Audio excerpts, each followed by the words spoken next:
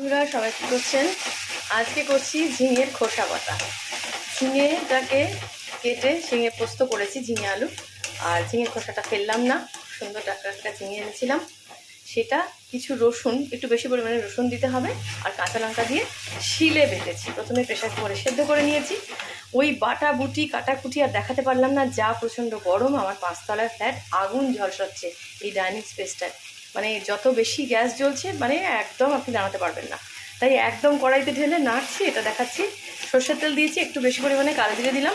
এইবার ওই বাটাটা দিয়ে দিয়েছি, একটু হলুদ গুঁড়ো দিয়ে দিয়েছি, একটু কাশ্মীরি লঙ্কার গুঁড়ো দিচ্ছি, আর একটু জিরে ধনের গুঁড়ো দিয়ে এবারে নাড়ানাড়ি করতে হবে। ব্যাস, এগুলো না দিলেও হয়, কিন্তু আমি দিলাম টেস্টের জন্য। এইবার জলটা যতক্ষণ না শুকিয়ে আসছে ততক্ষণ পর্যন্ত নাড়তে হবে। বন্ধ করে দিলাম। ঠিক এরকম কনসিস্টেন্সি থাকবে, একদম লেগে লেগে আসবে, কড়াইটা পুরো পুরো এসছে। এইবার ওপর থেকে